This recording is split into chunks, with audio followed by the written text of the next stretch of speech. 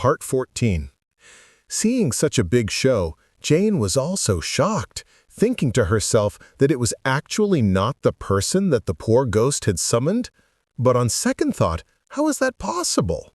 It was impossible for the poor ghost to know such a powerful character. Stephen Thompson got out of the third Rolls-Royce and walked over to Rare Earth.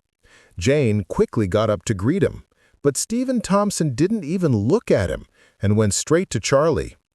"Sir, I'm here and I brought the money," Stephen Thompson said, waving his hand, and the bodyguard behind walked to Rare Earth and directly placed the box full of money on the ground and opened it. Everything is packed with cash. The people around were so scared that they gasped for breath. Unlucky. This smelly, dirty carpet. Oh no. What this person said is actually true. Damn, what kind of big man is he? Many people took out their phones to record videos one after another, not wanting to miss such a shocking scene.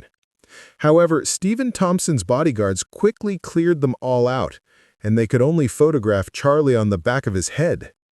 Charlie pointed to the cash on the floor and asked Jane, "Have you seen so much money? Have you seen it now?" Jane was scared and nodded. I saw it." Charlie said to Stephen Thompson, "I'd like to meet the manager of this store." Stephen Thompson nodded, took out his phone, and looked for a time to make a call. As soon as the call connected, he immediately cursed into the phone. "Brat, I'm Stephen Thompson. I'm at Rare Earth now. Give you 1 minute and get out of here immediately. Otherwise, I'll have people burn this Rare Earth down. Then let someone break your dog legs."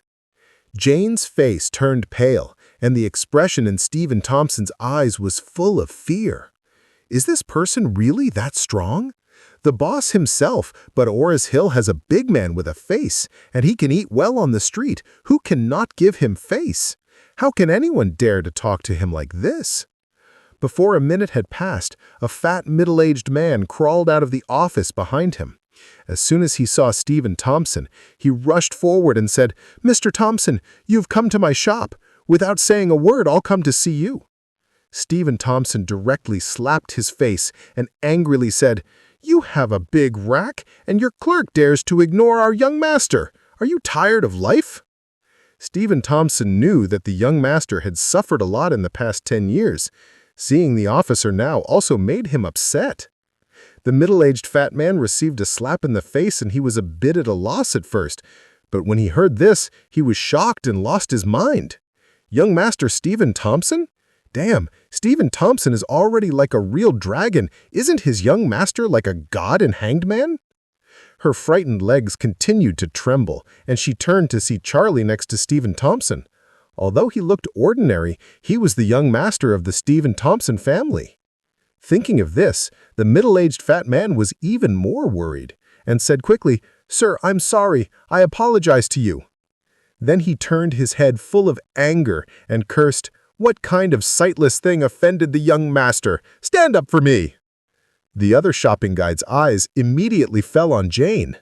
Jane quickly wanted to back away, but the middle-aged fat man immediately rushed over, grabbed Jane by the collar, and slapped her face with a punch and cursed, "You were no better than that! You even dare to offend the master? You were really blind eyes!" Jane fell to the ground with a slap. She said while crying, "Boss, I'm sorry. I'm blind. Please let me go this time." "Save you?" The fat middle-aged man grabbed her hair and pulled her face up and hit her face with a large fist. With one punch and another punch, his face was covered in blood. "Drath, do you want to kill me? You want to kill me? I will kill you first!" Jane's mouth full of teeth was broken several times, and the bridge of her nose that she had just paid for was also broken. Her face was covered in blood. She broke free with tears and separated herself from the middle-aged fat man. She knelt down and crawled to Charlie's side and grabbed his leg and cried, "Mr. Wade, I truly know I was wrong. I will never look down on anyone in the future. Please forgive me." Charlie said coldly, "Do it yourself." When the middle-aged fat man saw that she was grabbing Charlie's leg, he was so scared that he ran over and slammed her head, cursing, "You can't touch the young master's leg. I will kill you." After this step, Jane became unconscious. The middle-aged fat man said to the security guard next to him, Put these dog eyes into the trash can behind the shop." "Okay, boss." The security guard didn't delay and immediately carried Jane, who was covered in blood, and took her out.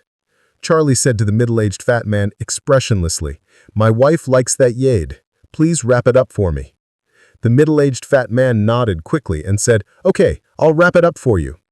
Charlie took out a premium card and said, "Swipe this card." After speaking, he said to Stephen Thompson, "You can take the money back." The middle-aged fat man hurriedly said, "Mr. Wade, you like this Wade, so I will give it to you as a small gift." Charlie said, "I don't need you to do that."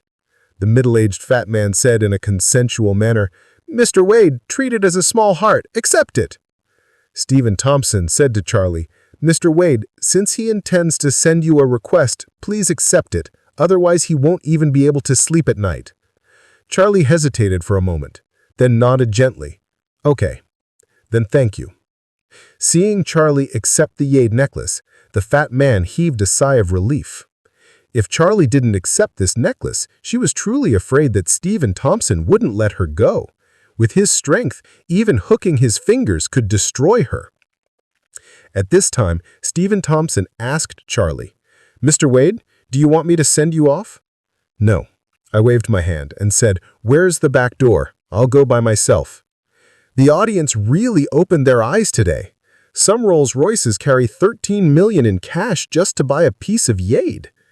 As a result, the boss of Rare Earth didn't even dare to collect the money. What is the origin of this very humble young man?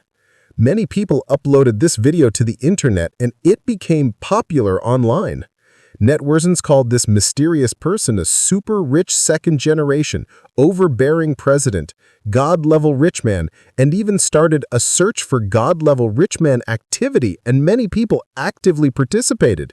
However, when these people took the video, the man and his men were taken out of the shop surrounded by bodyguards, so the identities in their videos are very blurry and cannot be used as a reference to find someone.